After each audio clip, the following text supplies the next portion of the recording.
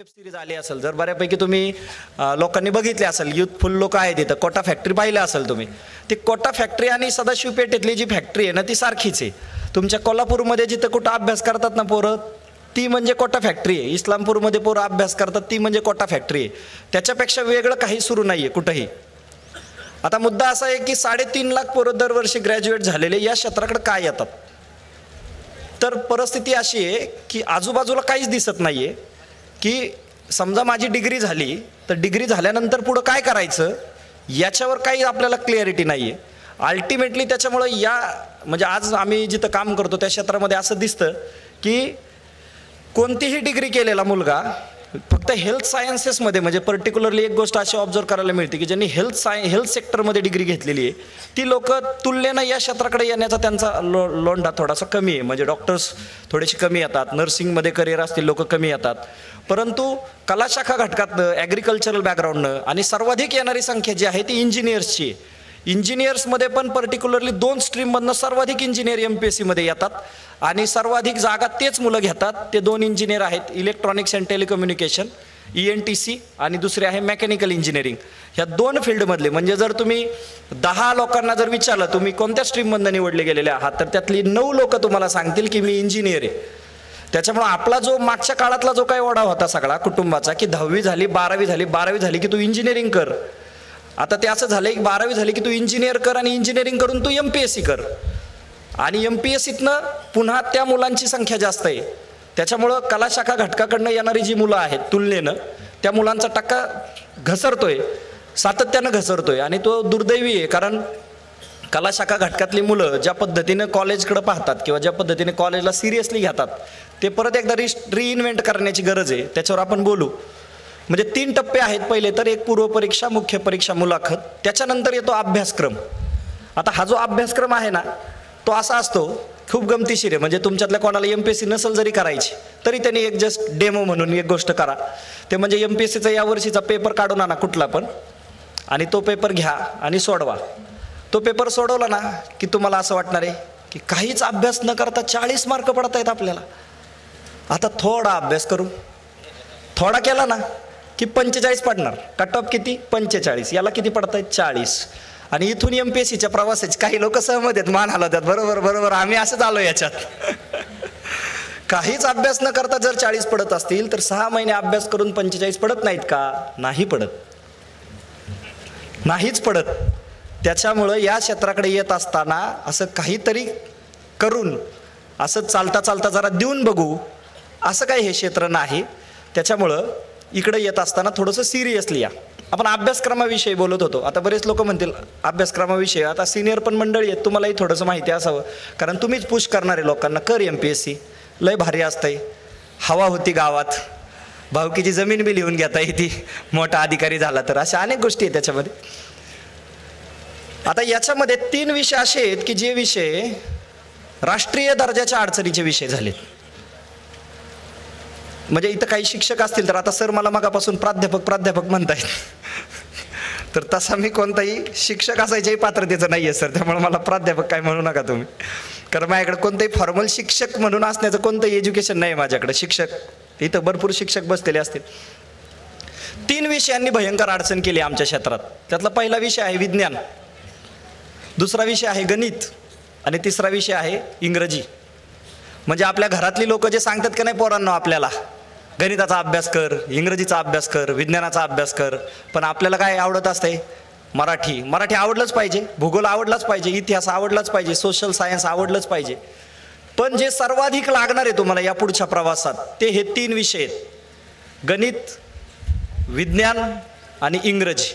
आता परत एकदा इंट्रोस्पेक्शन करा जे युवक इथं आलेले आहेत त्यांनी की काय या 3 विषयाच्या संदर्भानं आत्ताची परिस्थिती काय आहे आपली. 10 पैकी स्वतःला मार्क देऊन बघा बरं, लगेच जमतंय का?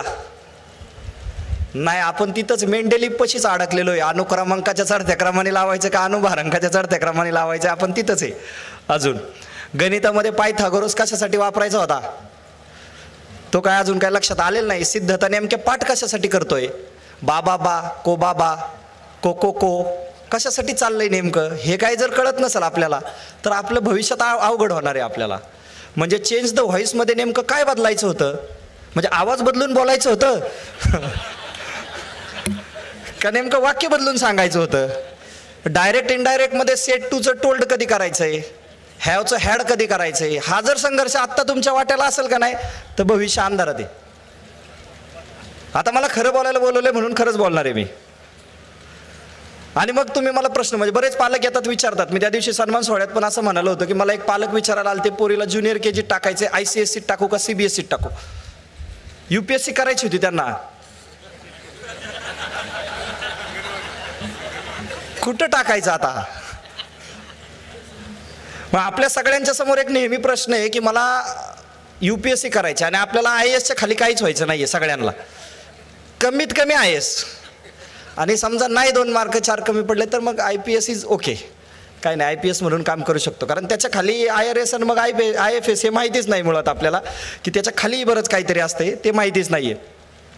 मग समजा मला आता वाटतं की मला UPSC करायची किंवा मला MPSC करायची, तर मग मी आत्ता काय करायला पाहिजे? आत्ता ज्या सिलेबस या मुद्द्यावर मी जे बोलतोय ना की मॅथ्स, सायन्स आणि इंग्लिश या 3 विषयांवर जे बोलतोय, मग मी आत्ता काय करू? UPSC साठी आत्ता काय करू? MPSC पास व्हायचं आत्ता काय करू? मला व्हिलेज रेव्हेन्यू ऑफिसर व्हायचं आहे. नवीन पद आहे बरं का MPSCतनं आलेलं आहे, व्हिलेज रेव्हेन्यू ऑफिसर म्हणजे तलाठी. UPSC सुरू करणाऱ्यांचा प्रवास, दिशाहीन UPSC सुरू करणाऱ्यांचा प्रवास तलाठी न होण्यात संपतो. तलाठी होण्यात नाही म्हणते मी, न होण्यात. कारण तलाठी पद मिळवणं हे कदाचित तहसीलदार होण्या इतकंच अवघड आहे. यावर्षी जर तुम्ही VROचे रिझल्ट जर पाहिले असतील तर 200 मार्कापैकी 192, 190 कट ऑफ लागलेले आहेत. ही इतकी वाईट परिस्थिती आहे. म्हणजे आपल्याला जरी स्वप्नरंजन म्हणून UPSC करायचं असलं तरी मग प्रश्न असा पडतो की सर आत्तापासून काय करू UPSC करायची असेल तर माझं पालकांना पण सांगणं आहे सगळ्या आणि विद्यार्थ्यांना पण सांगणं आहे, तुला जर UPSC करायची तर भविष्य अंधारात आहे. आता मला खरं बोलायला बोलवलंय म्हणून खरंच बोलणार आहे मी. आणि मग तुम्ही मला प्रश्न, म्हणजे बरेच पालक येतात विचारतात. मी त्या दिवशी सन्मान सोहळ्यात पण असं म्हणालो होतं की मला एक पालक विचारायला आले, ते पोरीला ज्युनियर के जी टाकायचे, ICSE टाकू का CBSE टाकू? UPSC करायची होती त्यांना. कुठं टाकायचं आता? मग आपल्या सगळ्यांच्या समोर एक नेहमी प्रश्न आहे की मला UPSC करायचे आणि आपल्याला IASच्या खाली काहीच व्हायचं नाहीये सगळ्यांना, कमीत कमी IAS. आणि समजा नाही 2 मार्क 4 कमी पडले तर मग IPS इज ओके, काय नाही, IPS म्हणून काम करू शकतो. कारण त्याच्या खाली IRS आणि मग IFS हे माहितीच नाही मुळात आपल्याला, की त्याच्या खाली बरंच काहीतरी असते ते माहितीच नाहीये. मग समजा मला आता वाटतं की मला UPSC करायची किंवा मला MPSC करायची, तर मग मी आत्ता काय करायला पाहिजे? आत्ता ज्या सिलेबस या मुद्द्यावर मी जे बोलतोय ना की मॅथ्स, सायन्स आणि इंग्लिश या 3 विषयांवर जे बोलतोय, मग मी आत्ता काय करू? UPSC साठी आत्ता काय करू? MPSC पास व्हायचं आत्ता काय करू? मला व्हिलेज रेव्हेन्यू ऑफिसर व्हायचं आहे.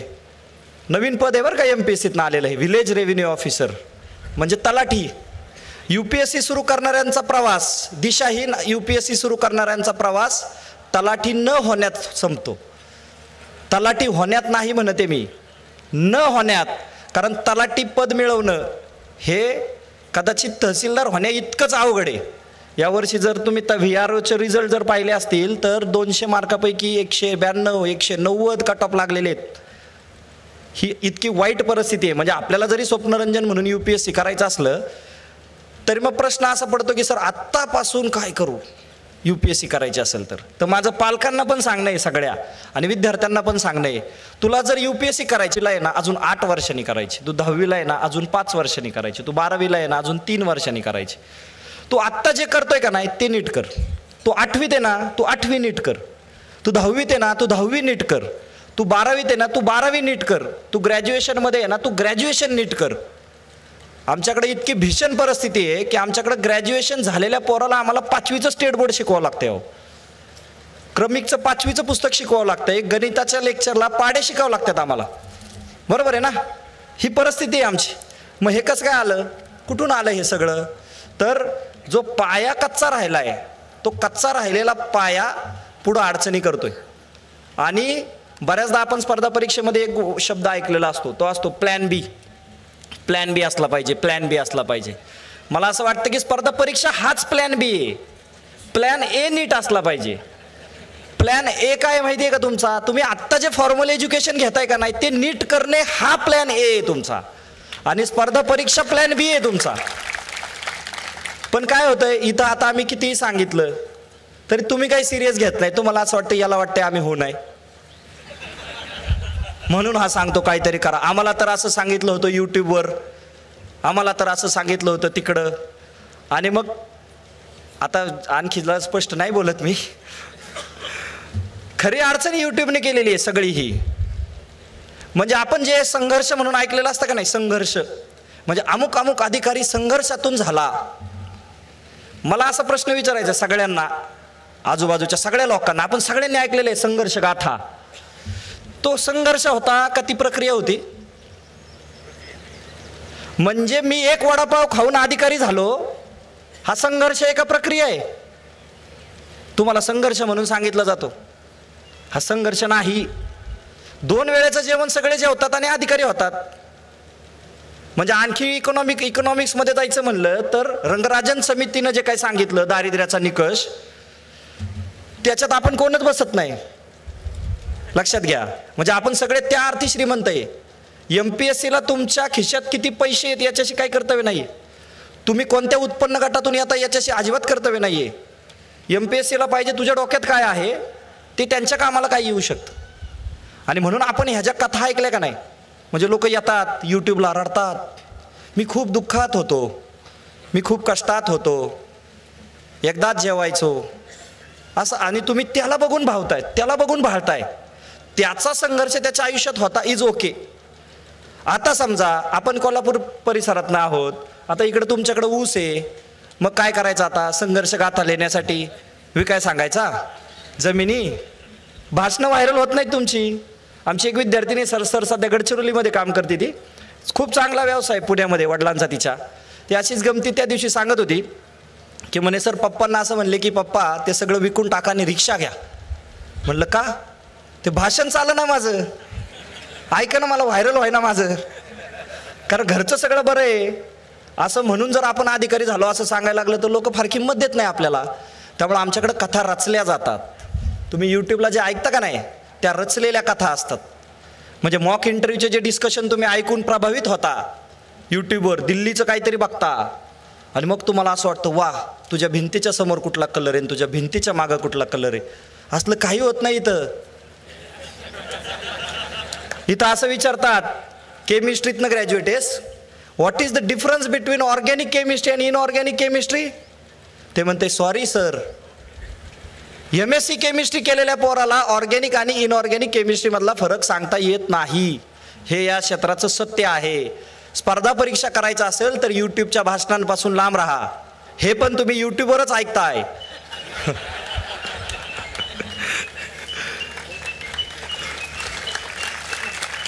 काय प्रॉफिट नाही एखादा दिव्य संदेश द्यायला, मी या क्षेत्रातला माणूस आहे.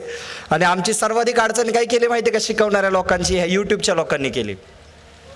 ते अचानक कुठून तरी येतंय आणि भले त्याचे फॉलोअर असे आहेत, म्हणजे शिकवणाऱ्या लोकांना पोरं फॉलो नाहीत करत, त्यांचे आईवडील फॉलो करतात. आणि मग त्याचे आईवडील काय करतात? त्याचं भाषण ऐकतात आणि ते पोराला फोन करतात, कसं काय रे तुझं व्हायना? ते सर तर म्हणतात 1 महिना अभ्यास केला 75 मार्क पडतात आणि तुलाच कसं काय पडत नाहीत? असंच आहे ना पोरांनो, जे जे अभ्यास करतात ते सहमत असतील या मुद्द्याशी माझ्या. यूट्यूबला जस्ट तुम्हाला आता बरेचपैकी लोक इथं अशी आहेत की ज्यांना MPSC करायची नाही आहे, तरी पण तुम्ही एकदा यूट्यूबला जावा MPSC कशी करायची हे बघण्यासाठी. तुम्ही व्हिडिओ संपेपर्यंत डेप्युटी कलेक्टर झालेले असताल, वय बसत नसलं तरी पण होताल तुम्ही. कॉन्फिडन्सच एवढा देतात लोक ते. त्याच्यामुळं हा जो काय बबल आहे, हे फॅसिनेशन आहे, हे इल्युजन आहे, लक्षात घ्या. हे खोटं आहे सगळं. इथं जर पास व्हायचं असेल, इथं जर तुम्हाला निघून जायचं असेल तर तुमचं बेसिक चांगलं पाहिजे. तुम्ही शाळेत काय शिकला हे तुम्हाला सोबत घेऊन जायला पाहिजे पुढं.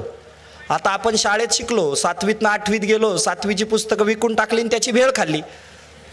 त्या पैशाची पुस्तकं बी तिथंच राहिली, नॉलेज बी तिथंच राहिलं आणि तिथं खऱ्या अडचणी सुरू झाल्यात. म्हणून पालकांना हात जोडून विनंती, ज्या ज्या पालकांना असं वाटतं की माझा पोरगा IAS व्हावा, निश्चित होईल, IPS व्हावा, निश्चित होईल, पण तो आत्ता ज्या इयत्तेत शिकतोय ना त्या इयत्तेकडे लक्ष द्या. त्याच्या तो शाळेत काय करतो याच्याकडे लक्ष द्या.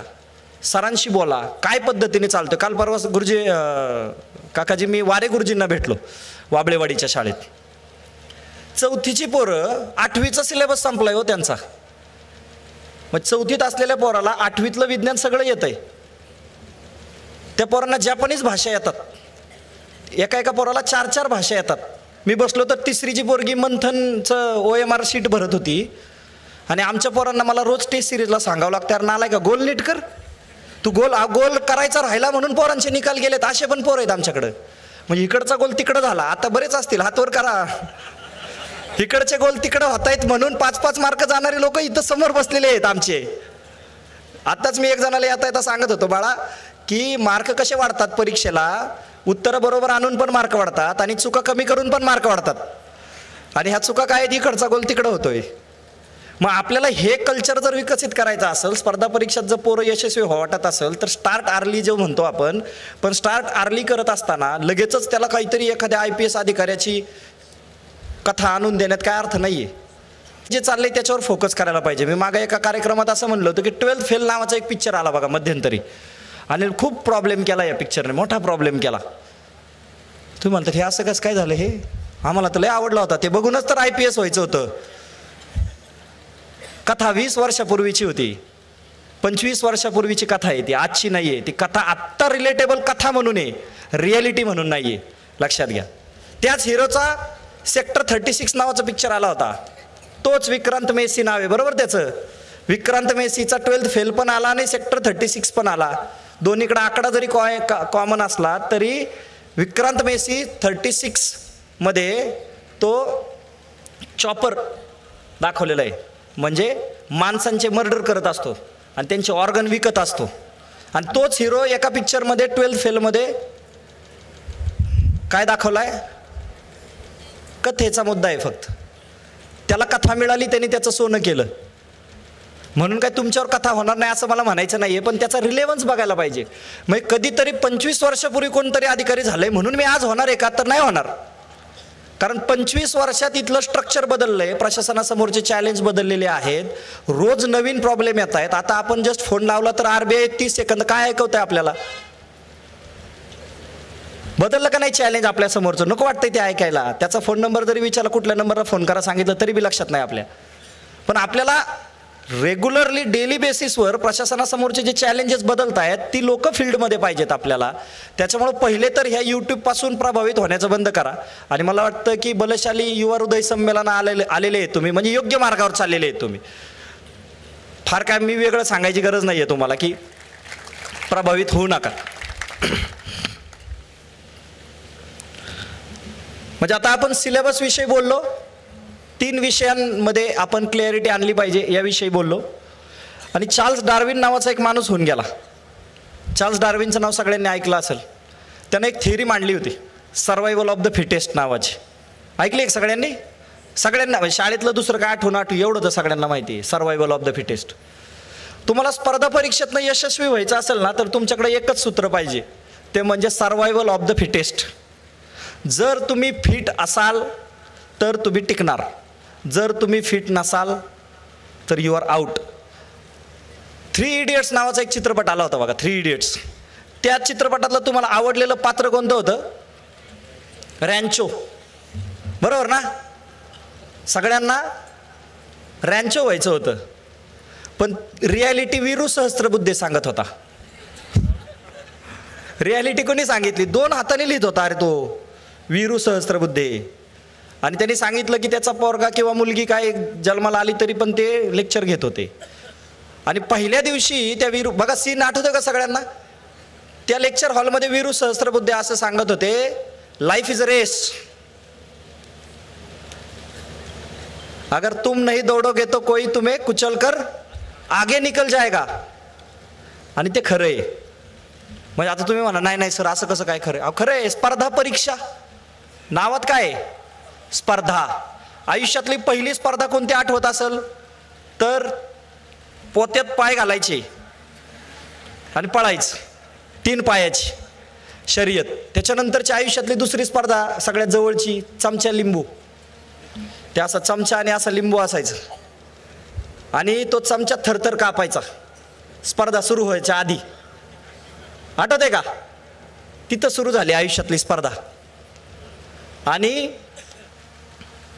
तेव्हा भीती वाटत होती का नाही? त्या स्पर्धेला भीती वाटत होती. तीच भीती MPSCच्या पेपरला जात असताना आदल्या दिवशी झोप येऊ देत नाही. पेपरच्या आधी अर्धा तास असं वाटतं मला काहीच येत नाही, मी इथं कशाला आलो, आता मी इथून जातो. पण बाहेरही जाता येत नाही. 11 वाजता पेपर सुरू होतो आणि मध्ये आधी काहीच होत नाही, डायरेक्ट 12 वाजताची बेल वाजते. म्हणजे आमचे पोरं जर इथं असतील तर त्यांना माहिती आहे की असे पाण्याचे जे झाकण असते का नाही ते पण उघडायच्या आधी परीक्षा संपलेली असते. पाणी बिनी काही आठवत नाही आम्हाला. मग ही स्पर्धेत जर टिकायचं असेल तर काय लागणार आहे आपल्याला? तर सर्वायवल ऑफ द फिटेस्ट लागणार आहे.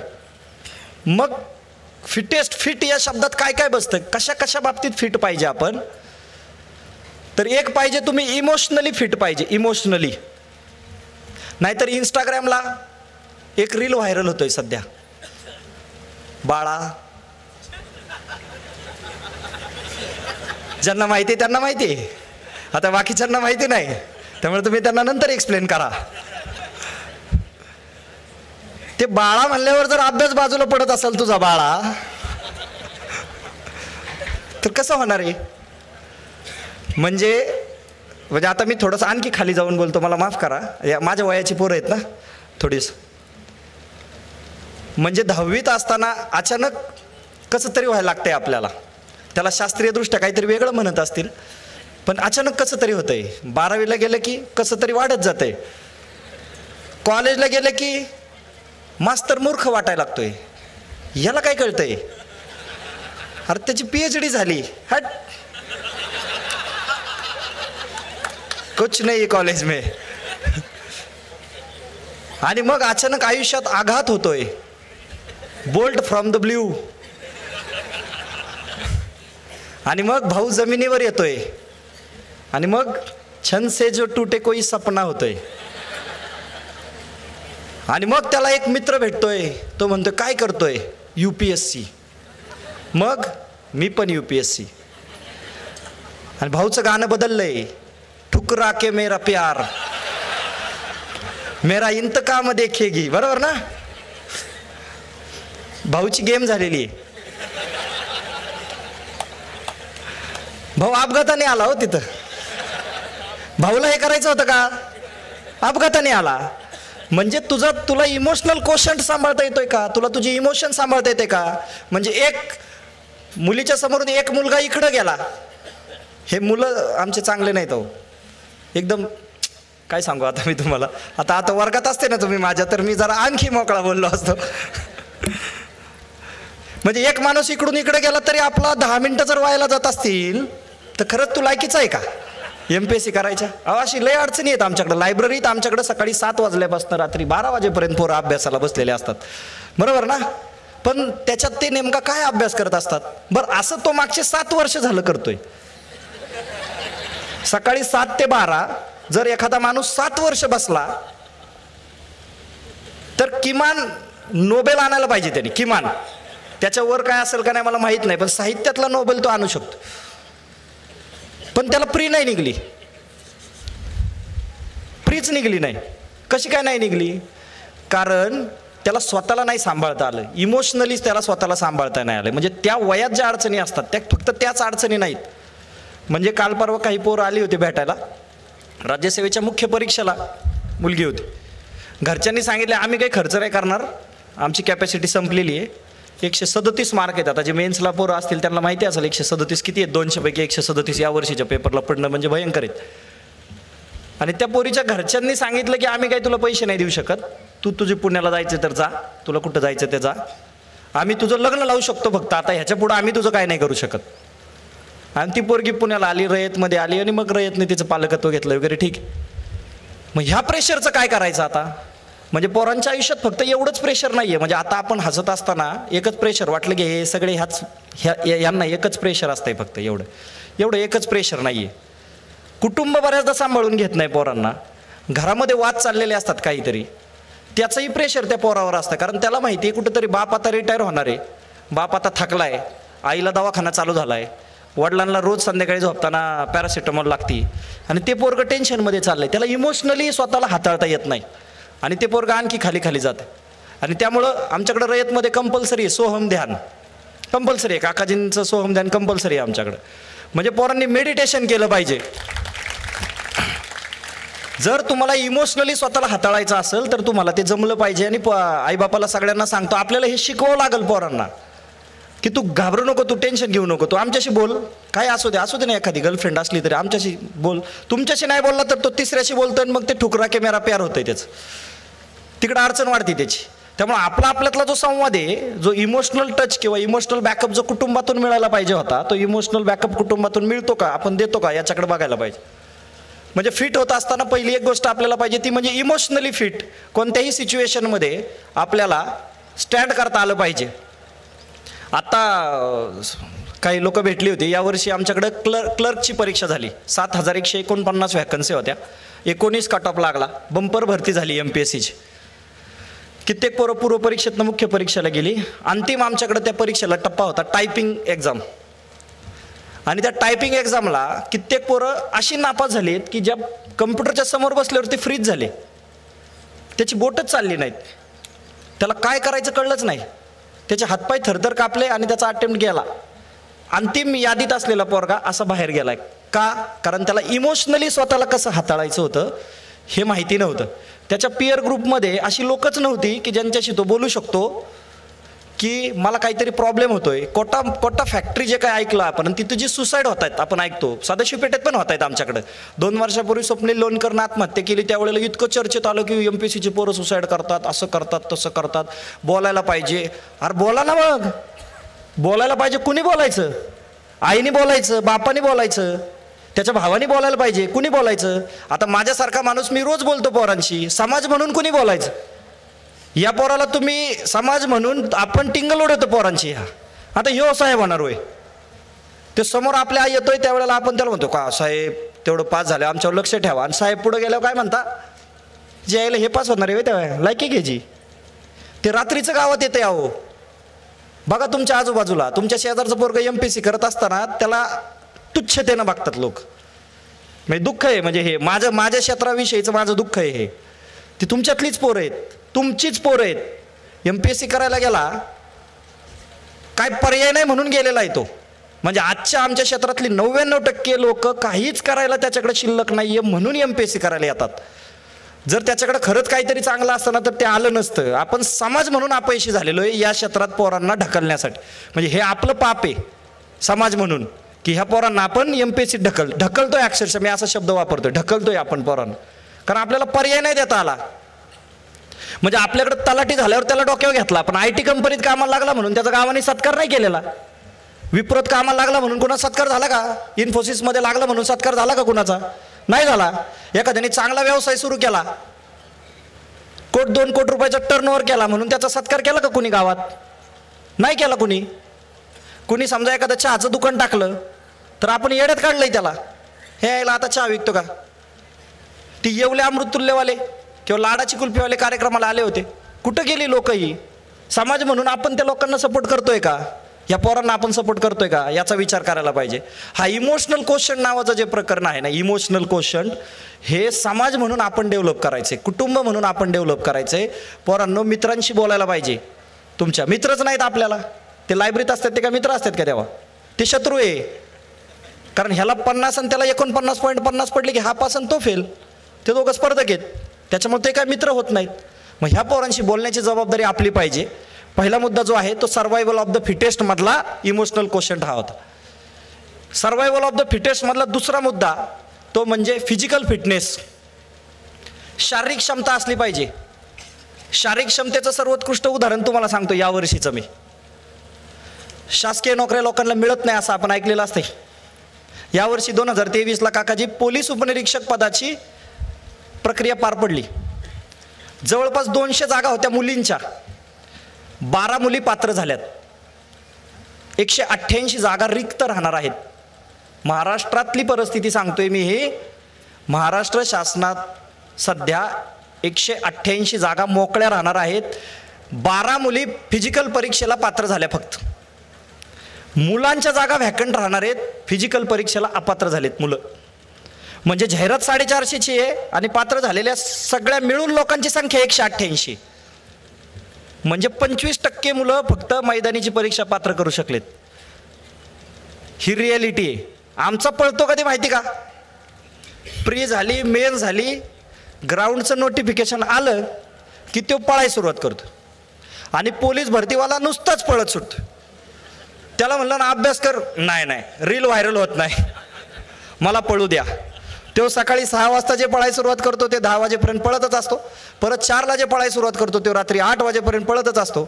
त्याला थोडा पळवायचा थांबवा पोलीस भरतीवाल्याला आणि MPSC वाल्याला थोडा पळवा. हे कॉम्बिनेशन करायची गरज आहे आपल्याला. तो अक्षरशः मी असा शब्द वापरतोय, ढकलतोय आपण पोरांना, कारण आपल्याला पर्याय नाही देता आला. म्हणजे आपल्याकडे तलाठी झाल्यावर त्याला डोक्यावर घेतला, पण IT कंपनीत कामाला लागला म्हणून त्याचा गावाने सत्कार नाही केलेला. विप्रोत कामाला लागला म्हणून कुणाचा सत्कार झाला का? इन्फोसिसमध्ये लागला म्हणून सत्कार झाला का कुणाचा? नाही झाला. एखाद्याने चांगला व्यवसाय सुरू केला, 1-2 कोटी रुपयाचा टर्नओव्हर केला म्हणून त्याचा सत्कार केला का कुणी गावात? नाही केला कुणी. कुणी समजा एखादं चहाचं दुकान टाकलं तर आपण येड्यात काढलंय त्याला, हे यायला आता चहा विकतो का? ती येवले अमृततुल्यवाले किंवा लाडाची कुल्फीवाले कार्यक्रमाला आले होते, कुठं गेली लोक? ही समाज म्हणून आपण त्या लोकांना सपोर्ट करतोय का? या पोरांना आपण सपोर्ट करतोय का? याचा विचार करायला पाहिजे.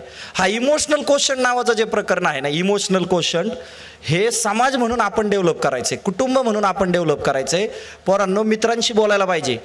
तुमच्या मित्रच नाहीत आपल्याला, ते लायब्ररीत असतात ते का मित्र असतात का? तेव्हा ते शत्रू आहे.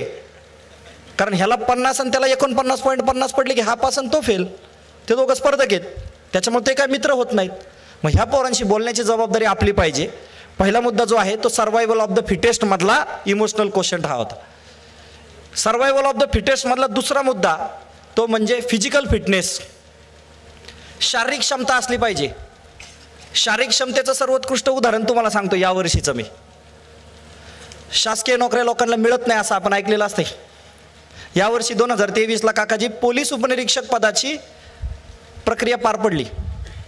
जवळपास 200 जागा होत्या मुलींच्या, 12 मुली पात्र झाल्यात.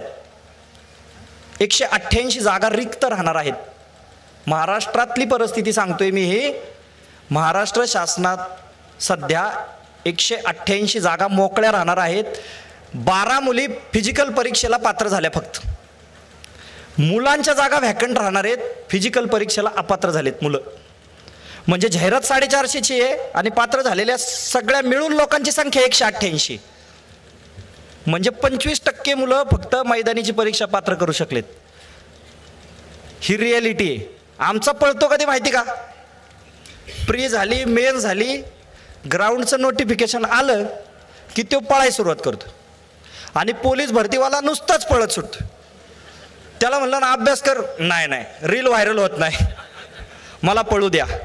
तो सकाळी 6 वाजता जे पळायला सुरुवात करतो ते 10 वाजेपर्यंत पळतच असतो. परत 4ला जे पळायला सुरुवात करतो तो रात्री 8 वाजेपर्यंत पळतच असतो. त्याला थोडा पळवायचा थांबवा पोलीस भरतीवाल्याला आणि MPSC वाल्याला थोडा पळवा. हे कॉम्बिनेशन करायची गरज आहे आपल्याला. मैदानी खेळबीड आता बंद झाले सगळे आपले. आणि आहारात, आता मगाशी मी आलो त्यावेळेला आहारावरती सुरू होतं काहीतरी. इथं खूप महत्त्वाची गोष्ट आहे. म्हणजे आमच्याकडं 80% पोरांना ॲसिडिटीचा प्रॉब्लेम आहे, GERDचा प्रॉब्लेम आहे. 80%तल्या 60% पोरांना मूळव्याधाचा प्रॉब्लेम आहे, पाईल्स, फिशर्स. बरोबर ना? आहेत. म्हणजे रयतचा जो आरोग्य फंड आहे त्या आरोग्य फंडातून दर महिन्याला सर्वाधिक मदत पाईल्स आणि फिशरच्या पेशंटला दिली जाते. पेशंट कोण आहेत? MPSCचे विद्यार्थी. एका जागेवर बसून त्याला फिशरचा त्रास झाला, त्याला किडनी स्टोनचा त्रास झाला. बरं, जातानाच हा असा झालाय. तुम्ही बघा आमचे फील्डमधले पोरं, ते असे चालत नाहीत, ते असे असतात. त्याचा चेहरा असा काळवंडलेला असतोय, त्याची दाढी अशी वाढलेली असते. वाईट परिस्थिती. अरे लक्ष दिलं पाहिजे. सर्वायवल ऑफ द फिटेस्ट ज्याला म्हणतोय का नाही आपण, त्या फिटेस्ट मधला सगळ्यात महत्त्वाचा मुद्दा तुमचा आहे ते म्हणजे मनगट मजबूत असलं पाहिजे. तुमचं मन असलंच पाहिजे, मनगट पण मजबूत असलं पाहिजे. यातला तिसरा जो महत्त्वाचा मुद्दा आहे तो म्हणजे तुमची फायनान्शियल स्टॅबिलिटी किती इम्पॉर्टंट आहे हे महत्त्व. हे खरंच महत्त्वाचं आहे. म्हणजे आईवडिलांसाठी. फायनान्शियली तुम्ही किती स्टेबल आहात. म्हणजे मला जर दिल्लीमध्ये शिकवायला पाठवायचे पोराला, तर आज दिल्लीमधल्या अत्यंत महत्त्वाच्या आणि मोठ्या मोठ्या क्लासेसची नावं कोणाची घेत नाही मी, फीज किमान 2 लाख रुपये, कमीत कमी 2 लाख रुपये. दिल्लीमध्ये राजेंद्रनगर मुखर्जीनगरमध्ये राहायला गेला तर महिन्याचा खर्च किमान 25,000 रुपये. त्यात पण त्या लायब्ररीमध्ये पाणी घुसलं. मध्यंतरी ऐकलं ना आपण सगळ्यांनी काय झालं दिल्लीमध्ये ते सगळं प्रकरण. म्हणजे त्या मुलाला दिल्लीसारख्या शहरात जर राहायचं म्हणलं तर त्याला ऑन एन ॲव्हरेज 1 वर्षाला क्लासची फी जर पकडली तर 5 ते 6 लाख रुपये मिनिमम सांगतोय मी, मिनिमम पैसे लागतात. हीच परिस्थिती जर तो पोरगा पुण्यात आला तर त्याला पुण्यामध्ये राहायला किमान 1.5 लाख रुपये लागतात किमान. ऑनलाईनमुळं हे सोपं झालं आहे आता. ऑनलाईनमुळं रयतसारखी संस्था 1 रुपयात शिकवती 50-55 हजार पोरांना. हे ऑनलाईनमुळं शक्य झालं आहे.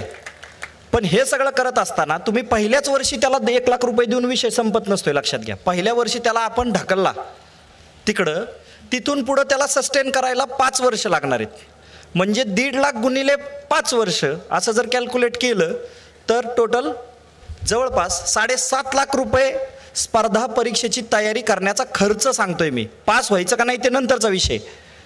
स्पर्धा परीक्षा करण्याचा खर्च 7.5 लाख रुपये पुण्यासारख्या ठिकाणी जाऊन राहण्याचा. बरं, त्याच्यात त्या पोराचं 5 वर्षाने आयुष्य कमी होतंय वगैरे ती गोष्ट आहेच.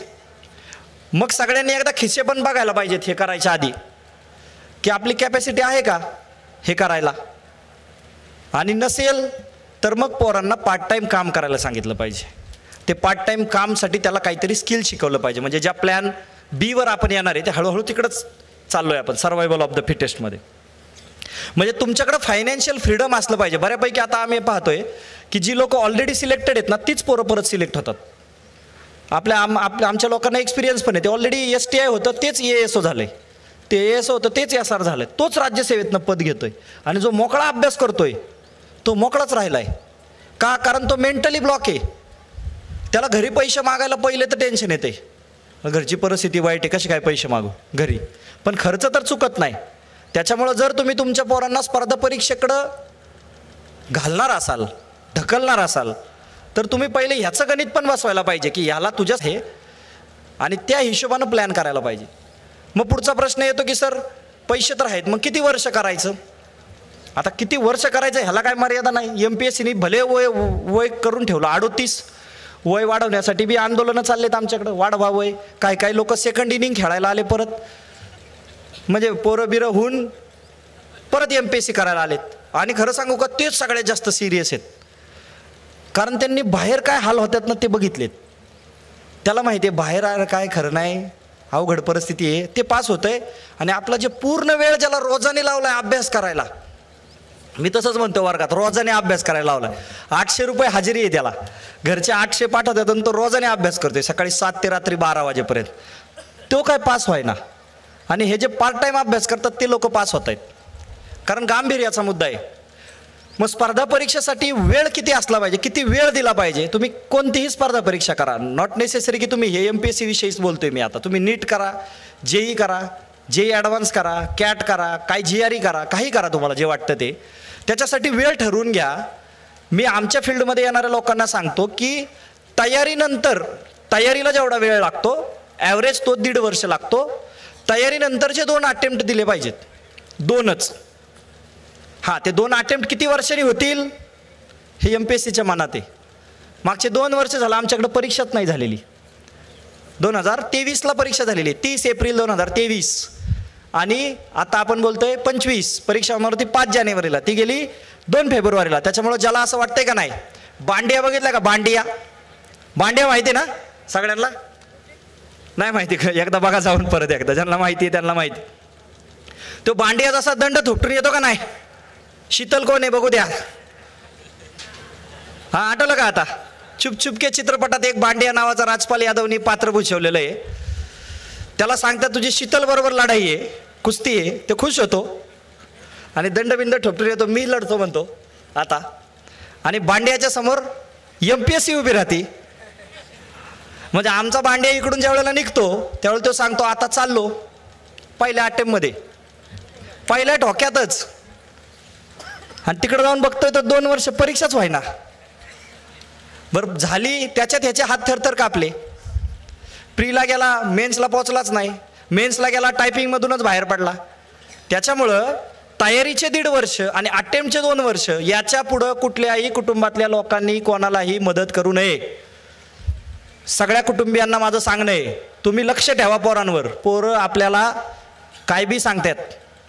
म्हणजे आता आणखी स्पष्ट बोलायचं तर अडचणी होतील इथं. मी रोज त्यांच्यातच आहे, कारण ते काय काय सांगतात घरी. लॉक टेबल तरी आमच्याकडे लागत नाही. एक जणांनी लॉक टेबल घ्यायला 5,000 रुपये घेतलेत घरनं. लॉक टेबल माहिती आहे का तुम्हाला केवढ्याला मिळतो? 12 रुपयाला.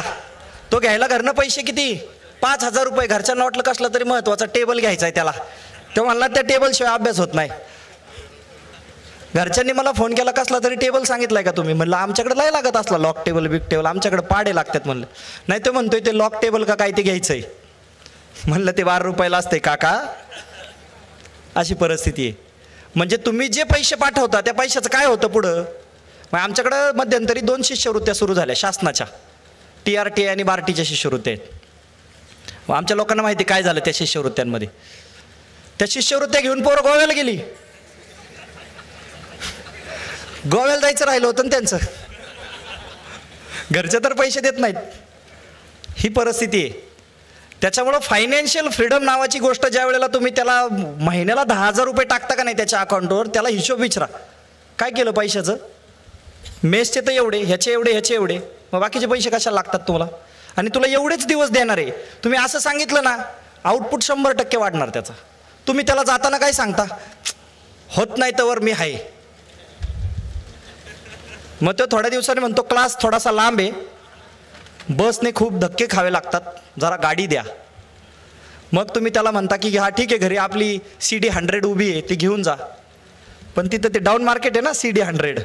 तो म्हणतो CD 100 नको, जरा बुलेट घेऊ, बुलेट. मग बुलेट घेऊ, त्याला इंदोर सायलेन्सर पण इंदोरचा बसू, आवाज बी होतोय चांगला. मग त्याला पेट्रोलचा खर्च आला. मग अशा गोष्टी वाढत वाढत गेल्या. मग इथं पत्र्याच्या घरात राहणारा AC लायब्ररीत बसतोय. तिथं 800ची पण लायब्ररी आहे ना, 8,000ची पण लायब्ररी आहे, पण त्याला 8,000ची पाहिजे कारण AC. आणि मग हे तुमचे जे काही पैसे ड्रेन होतात, ड्रेन ऑफ वेल्थ असं दादाभाई नौरोजींनी सांगितलं होतं. हा जो काही ड्रेन ऑफ वेल्थ आहे तो अभ्यासाकडे चाललाय का हे बघा कुटुंबियांनी सगळ्यांनी.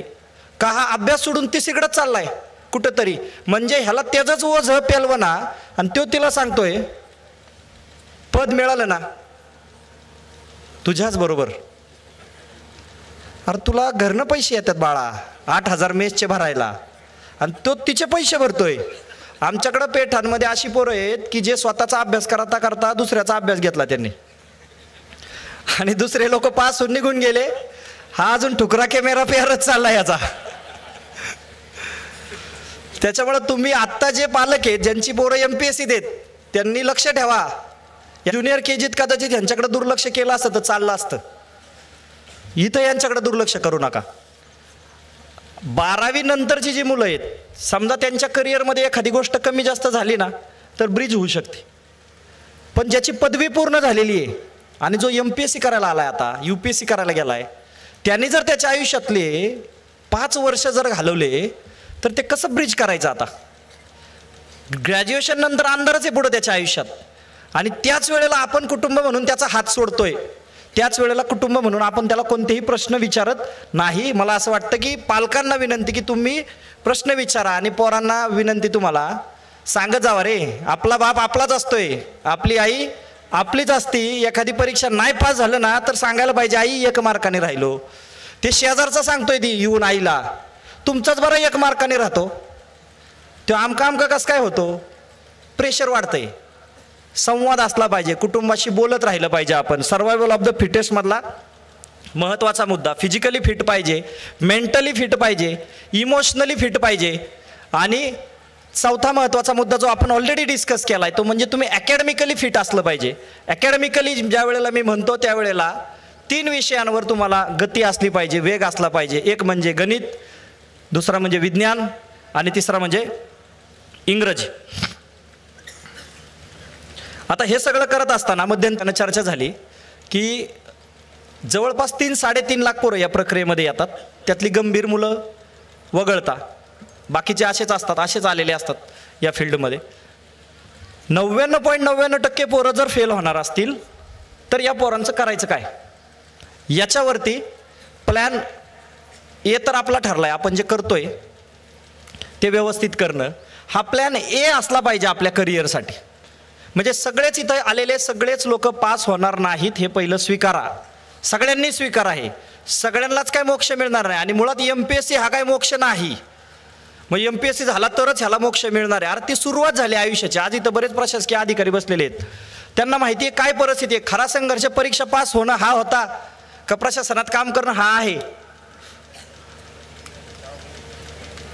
नोकरी मिळवणं कदाचित सोपं आहे, काम करणं जास्त अवघड आहे. त्या लाईनवर बोलतच नाही आपण आणि तुम्हाला पण ते ऐकायचं नाही.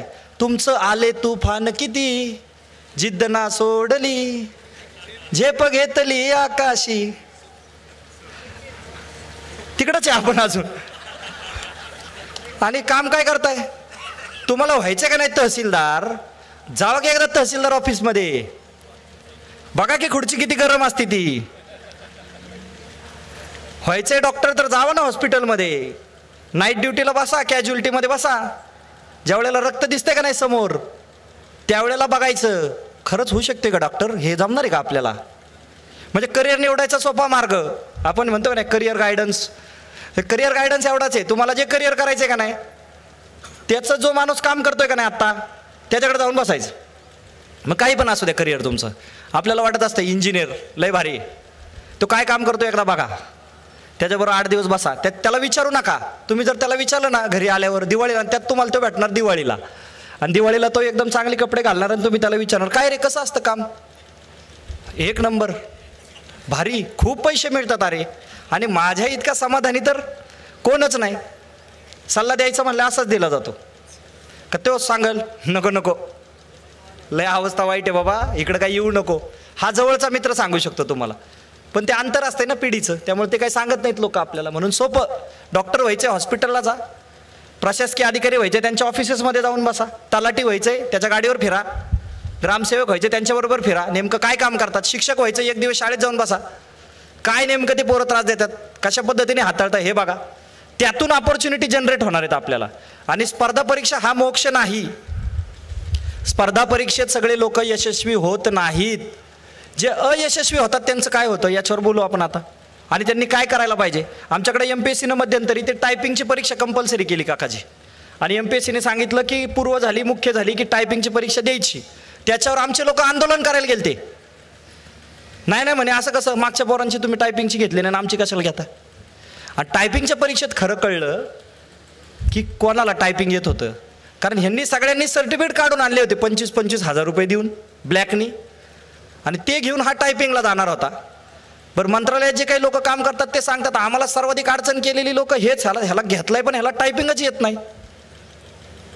तो पहिले व्हॉट्सअपवर टायपिंग करतोय, मग वर्ड असंच आहे ना, मग तो वर्डला घेतोय. मग स्किल पाहिजे, स्किल तुमच्याकडं.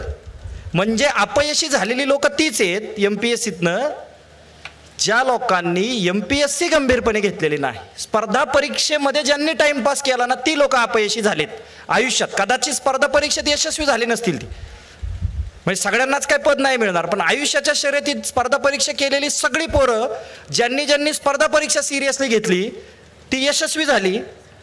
फक्त त्यासाठी त्यांनी स्पर्धा परीक्षा सिरियसली घ्यायला पाहिजे होत्या. आज तुमच्या अवतीभोवती जे काही मंत्री महोदय असतील, कॅबिनेट मंत्री असतील, राज्यमंत्री असतील, पॉलिसी मेकिंगमध्ये कोणती लोक आहेत हे जर बघितलं बारकाईने तुम्ही, OSD कोण आहेत, PS कोण आहेत, PA कोण आहेत, पॉलिसी कोण आहेत, ह्या पॉलिटिकल कन्सल्टन्सी कोण चालवतं. म्हणजे आपल्याकडे मोठी मोठी नावं आहेत सगळी, ही सगळ्या लोकांनी MPSC केलेली आहे. आणि विशेष म्हणजे ते नापास झालेले आहेत MPSCत. महाराष्ट्रातले मोठे मोठे YouTube प्लॅटफॉर्म्स जे आहेत हे MPSC नापास झालेली लोक चालवतात. त्यातला एक तुम्ही रोज बघता जो तुमच्याच भागातला आहे. ते दोघंही MPSC करत होते, पण त्यांनी MPSCतनं कधी थांबायचं कळलं आणि त्यातनं जे मिळालं होतं ते तिकडं वापरलं आणि त्याच्यावर त्यांनी त्यांचा प्लॅटफॉर्म उभा केला. अशा हजारो लोक आहेत MPSCतली. म्हणजे पॉलिटिकल कन्सल्टंट म्हणून सर्वेला कोणती लोक काम करतात सध्या फील्डवर. MPSCतनं ड्रॉपआउट, म्हणजे आम्हाला फोन येतात कन्सल्टन्सीचे की ड्रॉपआउट पोरं द्या, म्हणजे MPSC सोडून जाणारे पोरं आम्हाला सजेस्ट करा. का? कारण त्याला इतिहास येत असतोय, त्याला भूगोल येत असतोय, त्याला पॉलिटी येत असते, राज्यव्यवस्था येत असते, त्याला इंग्लिश येत असते. पण आता आमची अडचण अशी झाली की त्याला सजेस्ट करावा तर त्याला येईना ना मुळात इंग्रजी. बरं, पगार तुम्हाला इकडं जितका मिळतो त्याच्यापेक्षा जास्त पैशाच्याच व्हॉल्यूममध्ये जर बोलायचं असेल तर इकडं जितके पैसे मिळतात शासनात त्याच्यापेक्षा जास्त पैसे तुम्हाला तिकडे मिळतात. सफेद पैशांविषयी बोलतोय मी. इकडं जास्त मिळतात पैसे, ते ही परिस्थिती आहे. पण आपल्याला त्याच स्ट्रक्चरमध्ये बसण्यासाठी आपल्याकडे काहीच नाही आहे. स्किल म्हणून तुमच्यातल्या किती लोकांना असं वाटतं की माझ्याकडे टायपिंग असलं पाहिजे. ते आउटडेटेड झालं आहे रे तुमच्यासाठी. टायपिंगचं स्किल तुम्हाला टायपिंग फालतू असते ते. हे कुठं टायपिंग करत बसलं काहीतरी. अरे ते उपाशी मरत नाही ना टायपिंगवालं. आज ग्राफिक डिझायनिंग सारखं जे फील्ड आहे, ग्राफिक डिझायनर मिळत नाही. तुम्ही जे काय स्टेटस ठेवता का नाही, साधे साधे रील बनवणारं पोरगं 500,000 घेतंय. रील कॅमेरामन ते बूम घेऊन जे लोक असतात ते बघा तुम्ही, स्किल आहे त्यांच्याकडं. आपल्याकडं काय नाही. आपल्याकडं फक्त आले तुफान किती, जिद्द ना सोडली. राव दे जिद्द ना सोडली, ठेव जरा थोडंसं मागं. जिद्द ना सोडली, ते जिद्द, चिकाटी, तपस्या. आणि मग मी हिमालय चढून गेलो. खाली जर खाली पहिलं स्किल घे. जर तिकडं काय नाही झालं तर उपाशी नाही मरायला पाहिजे तू. कारण 5 वर्ष यातनं वेळ गेल्यानंतर जेव्हा बापाच्या समोर उभा राहशील का नाही जाऊन, त्यावेळेला काय सांगशील, मला काहीच येत नाही. आणि मला काही येत नाही तर मला इंग्लिश येत नाही, मला गणित येत नाही, मला विज्ञान येत नाही. त्यामुळे आत्ता तुम्ही जे शिकताय त्याच्याबरोबर स्किल घ्या. आणि स्किल कुठं कुठं आहे तर आत्ता जे काय ग्रोईंग आहे, म्हणजे युथफुल लोकांसाठी बोलतोय मी. ग्रोईंग, तुम्ही ज्या लोकांना इंस्टाग्रामवर फॉलो करताय ते लोक पैसे कमवत आहेत. त्यांचा पोर्टफोलिओ मॅनेज करायला लोक आहेत मागं बॅकग्राऊंडला. लक्षात घ्या, नवीन नवीन फील्ड येत आहेत. आणि जे तुम्ही पार्ट टाइम करू शकता बऱ्याचशा गोष्टी यातल्या. टायपिंग करू शकता, व्हिडिओ एडिटिंग करू शकता, ग्राफिक डिझायनिंग करू शकता, GIS GPS मध्ये काही चांगले चांगले कोर्सेस आहेत ते करू शकता.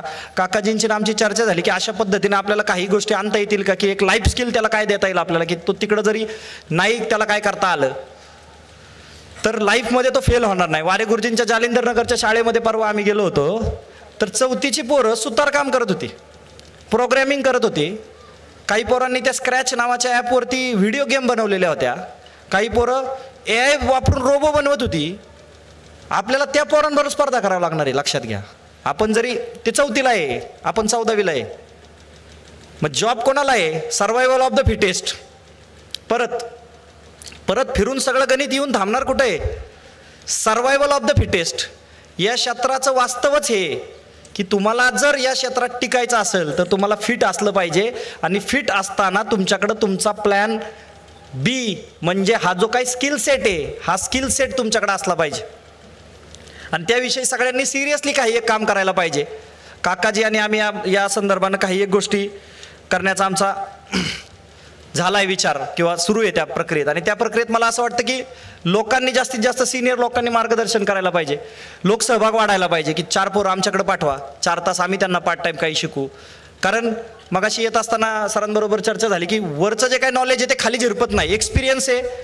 आमच्यासारख्या लोकांकडे एनर्जी आहे, तुमच्यासारख्या लोकांकडे एक्सपिरियन्स आहे. या 2 गोष्टी जर ब्रिज झाल्या तर हे फ्लो होईल. जर हे ब्रिज नाही झालं तर हा जो काही डिवाईड आहे, सोशल डिवाईड, कल्चरल डिवाईड, हा वाढत जाणार आहे. म्हणजे वडील इकडून आले की पोरगा इकडून बाहेर जातोय. हे जर आपल्याला ब्रिज करायचं असेल तर आपल्याला कनेक्टेड राहावं लागेल. ट्रान्सफर व्हायला पाहिजे, आपल्याला नॉलेजचं ट्रान्सफर करावं लागेल. तर या गोष्टी आपण करूयात. माझ्याकडं जे काय मला बोलायचं होतं ते एवढंच होतं. आणि तरी बराच वेळ झालं बोलत असावं बहुतेक मी. फक्त एवढीच हात जोडून सगळ्यांना कळकळीची विनंती आहे माझी.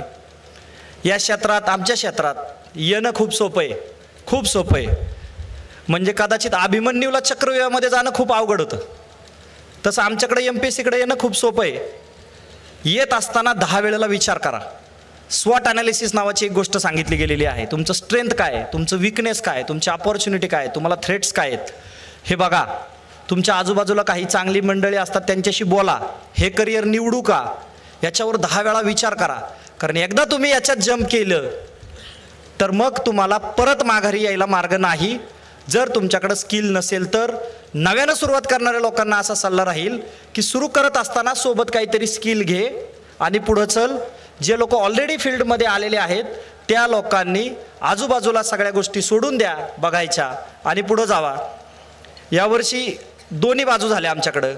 10-10 वर्ष अभ्यास करणारी काही मुलं आहेत, त्यांना 10 वर्षात एकही पद मिळालं नाही. आणि काही काही पोरं अशी आहेत की एका पोराला 10-10 पदं मिळालीत. अशी लोकं आहेत. यावर्षी सरळ सेवेच्या इतक्या रिक्रुटमेंट झाल्या की एका एका पोराला 7-7, 8-8 पदं आहेत. मग असं का होतंय? तर हा गांभीर्याचा मुद्दा आहे. ज्या पोरांना या फील्डमध्ये यायचं आहे त्यांना जर स्वसुख निर्भिलाष खिद्यतेय लोकहित हे असेल आणि ही सगळी प्रक्रिया गांभीर्यानं करायची असेल तर नक्की या क्षेत्रामध्ये या. विजय त्यांनाच मिळत असतोय ज्यांची किंमत मोजायची तयारी असते. त्यामुळं ज्याची किंमत मोजायची तयारी आहे त्यांनी नक्की आमच्या फील्डमध्ये या. रयत प्रबोधिनी परिवार म्हणून आम्ही तुमच्यासोबत उभे आहोत. आणि रयतला यायला फार काय पैसे लागत नाही. मुळात पुण्यात तर येऊच नका. पहिली गोष्ट, काही गरज नाही पुण्या फिण्यात यायची. परत सांगतो मी तुम्हाला, पुण्यासारख्या शहरामध्ये येऊन आईबापाचे पैसे पाण्यात घालवू नका. मी पुण्यातला क्लासवाला बोलतोय. गरज नाही. तुम्ही जिथं आहात तिथंच गंभीरपणे अभ्यास करा. जिथं आहात तिथंच. कारण आज रयत 50,000 पोरांना बोलतं, ऑनलाईन लाईव्ह बोलतं. समोरचा पोरगा मला प्रश्न विचारतो, मी त्याला उत्तर देतो. हे जर 1 रुपयात होतं तर कशाला यायचं पुण्याला? घरचं काम कर, सकाळी दारी धर, 8-9 वाजता लायब्ररीत जा, 5 वाजता माघारी ये, धारा काढ, परत लायब्ररीत जा. काही गरज नाही पुण्याला बिण्याला यायची. जर तुम्हाला कोण विचारत असेल ना पोरगा तर माझ्याकडे पाठवा त्याला पुण्याला. मला एकदा भेटायला पाठवा त्याला. सांगतो मी त्याला पुण्यात काय आहे काय नाही. हां, पुण्याला कधी यायचं ते पण मी सांगतो. मुख्य परीक्षेला गेला ना पोरगा तुमचा, त्याला पुण्याला पाठवा मुख्य परीक्षेला गेल्यावर. कारण त्यावेळेला ते मेन्स एन्व्हायरमेंट असतं, तिथं तो पिअर ग्रुप असतो, तिथं डिस्कशन्स होतात. ते 6 महिने फक्त पुण्याची गरज पडू शकते. दर्जेदार टेस्ट सिरीज मिळतात, तिथं अनेक गोष्टी मिळतात. परंतु घेतली की बॅग आता MPSC करायची ना आता 4 वर्ष पुण्याला, नाही गरज नाही. पालकांनी पण थोडंसं गंभीर व्हा. खूप खूप धन्यवाद. माझ्याकडे जे काही थोडं बहुत होतं, मी का असा आडवा तिडवाच बोलणारा माणूस आहे. जे काही लोक माझे मित्रमंडळी विद्यार्थी इथं आहेत त्यांना माहिती आहे, वर्गात बी असंच काहीतरी चालू असते आडवं तिडवं आमचं सारखं. फक्त जे होतं ते आतनं होतं, तळमळीने होतं. काहीतरी माझ्यावर जबाबदारी आहे, इथं येऊन खरं बोलायला पाहिजे म्हणून मी बोललो. जे बोललो ते तुम्हाला पटलं असेल, नसेल पटलं तर माफ करा. धन्यवाद. जय हिंद, जय महाराष्ट्र. एकच प्रश्न घ्यायचा आहे, एकच प्रश्न.